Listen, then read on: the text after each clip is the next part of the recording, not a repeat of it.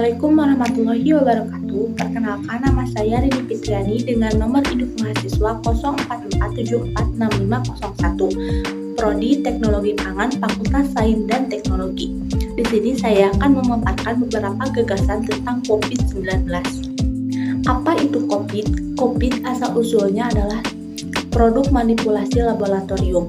Tetapi data genetik menunjukkan bahwa SARS-CoV-2 tidak berasal dari virus sebelumnya. Analisis genom dan perbandingan dengan genom virus corona yang diketahui sebelumnya melihatkan bahwa SARS-CoV-2 menghadirkan virus unik dan berbeda dari virus corona lainnya. SARS-CoV-2 sangat mirip dengan SARS kelelawar dan memungkinkan kelelawar pun inang the poinnya.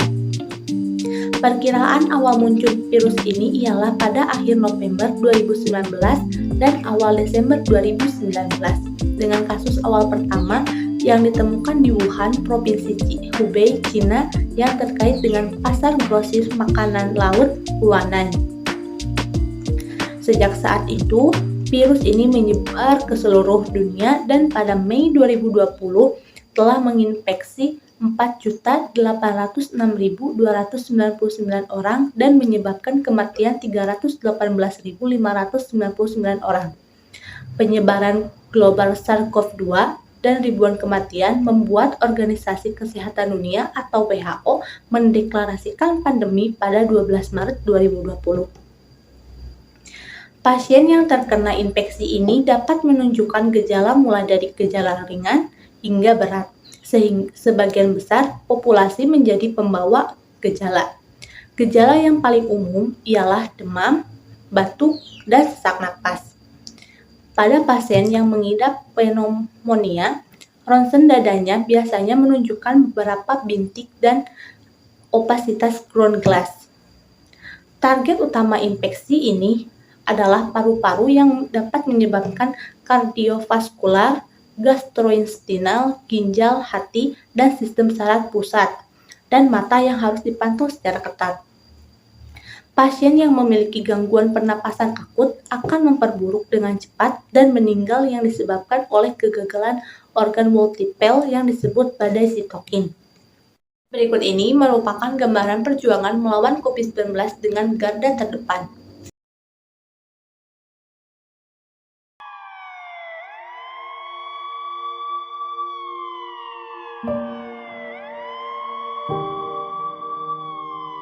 Kasus harian COVID-19 kembali melonjak berdasarkan data yang dihimpun dari Kementerian Kesehatan per hari ini. Kasus kematian di tanah air bertambah 1.604 jiwa. Beribu perjuangan, berjuta pengorbanan. Berjuang menghadapi pandemi tidaklah mudah. Ada rasa takut, ada rasa khawatir. Itulah yang kami rasakan saat ini.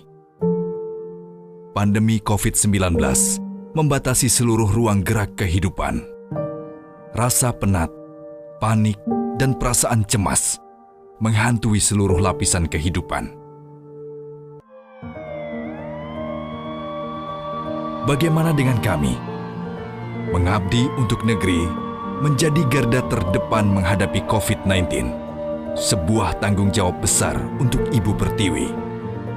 Kami butuh keberanian, ketabahan, dan kekuatan. Di saat orang-orang berharap dijauhkan dari virus COVID-19, kami justru mendekat. Di saat orang-orang berdoa tak bertemu dengan pasien COVID-19, kami berjuang menyembuhkan mereka.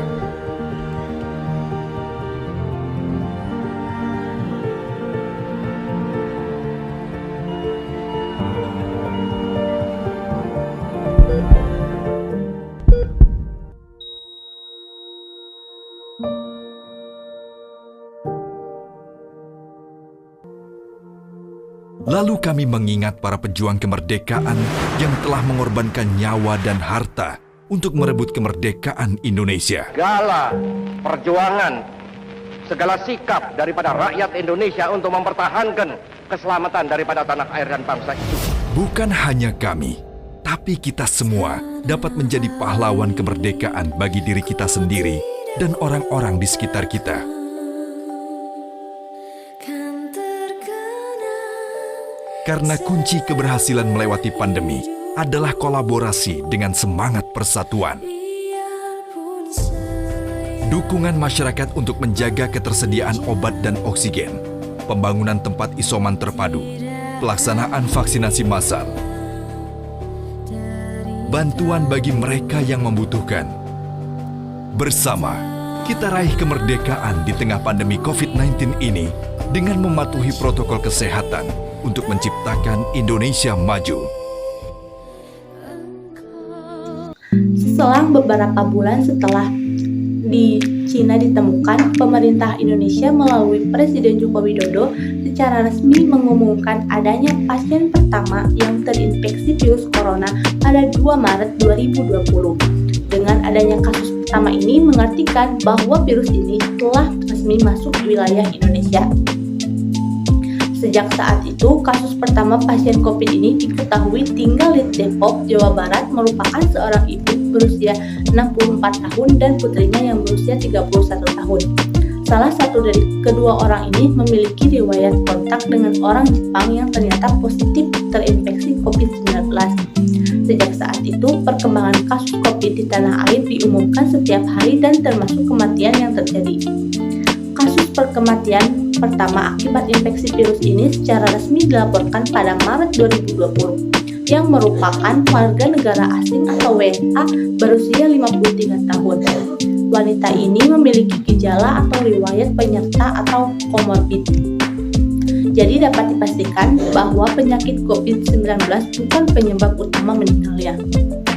Infeksi ini menyebar ke 34 provinsi di Indonesia pada 9 April 2020 dengan Provinsi DKI Jakarta, Jawa Barat, dan Jawa Tengah menjadi provinsi yang paling terpapar COVID-19 di Indonesia. Seseorang yang dapat terinfeksi virus ini adalah orang yang telah berkontak langsung dengan penderita COVID-19. Penyakit COVID-19 dapat menyebar melalui tetesan kecil, drop atau droplet dari hidung atau mulut pada saat batuk, bersin, atau berbicara. Tetapi, bisa juga seseorang terinfeksi COVID-19 tanpa sengaja menghirup percikan kecil dari penderita. Dengan begitu, perlu adanya pentingnya menjaga jarak hingga kurang lebih dari 1 meter dari orang lain. Tetesan-tetesan kecil dapat jatuh pada benda di sekitar. Apabila ada orang lain menyentuh benda yang terkontaminasi dengan tetesan ini, lalu orang itu menyentuh hidung, mata, atau mulut, maka orang itu terinfeksi COVID-19.